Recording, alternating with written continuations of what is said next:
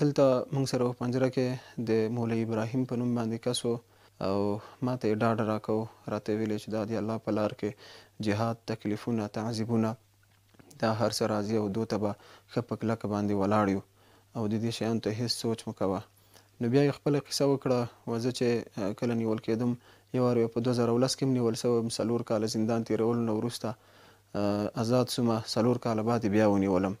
خو له دوم ځل نیول کېدو نه چې کله یې زموږ په کور باندې یوه چاپه ووهله، مولوي ابراهیم ما ته ډاډ راکوي، خپله قصه راته کوي، خپله د سختیو قصه، او په دې رقم ما ته ډاډ راکوي.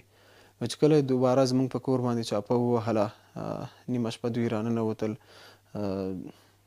نارینه او ښځینه یې یوه خواته کړې، زه یې بله خواته کړم، د کور دروازې سره یې په ګونډو باندې دیوال ته کېنولم. چاپې له خلاصېدو نه کور یې چې مکمل تلاشي کړ.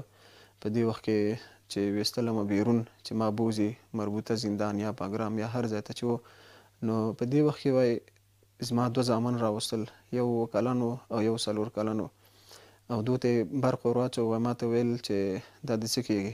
ما ورته ویل دا زما زامن دي. نو د سپېریه قطعې قمندان توپنچه راوایستله او دواړه ماشومان یې زما په مخ کې په سر وویشتل. زما په مخ کې غټې سپینې سترګې راوغورځېدل.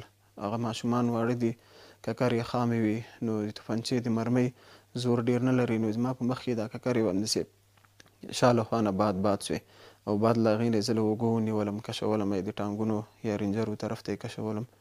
چې کله ټانک ته لا نه وم ختلی چې ما د خپلې ښځې د خپل کور کې چې څومره زنانه وي د ټولو غږونه د ژړاو اورېدل چې خپل بچیانو ته